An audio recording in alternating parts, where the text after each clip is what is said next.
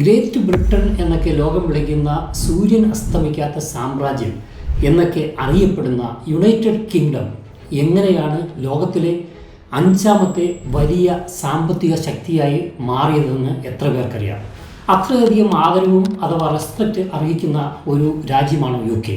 ചതിയിലൂടെയും വഞ്ചനയിലൂടെയും India ഉൾപ്പെടെ ലോകത്തിലെ 10 രാജ്യങ്ങളിൽ നിന്ന് ആസൂത്രിതമായി ലൂട്ട് ചെയ്ത എമൗണ്ട് ഇന്നത്തെ GDP ടേംസ് എടുത്താൽ $65 ട്രില്യൺ. ഇതിൽ 45 ട്രില്യൺ ഇന്ത്യയിൽ നിന്നാണ് കൊള്ളയടിക്കപ്പെട്ടിട്ടുള്ളത്. ബാക്കി വരുന്ന $15 ട്രില്യൺ ആഫ്രിക്ക ഉൾപ്പെടെയുള്ള മറ്റു രാജ്യങ്ങളിൽ നിന്നുമാണ്. ഈ 45 ട്രില്യൺ ഇന്നത്തെ എക്കണോമിക്സിൽ നോക്കിയാൽ Japan, India, UK, France, Italy, Canada, Brazil, Russia, Germany, Mexico, Australia തുടങ്ങി 25ഓളം രാജ്യങ്ങളുടെ GDPക്ക് തുല്യമാണ്.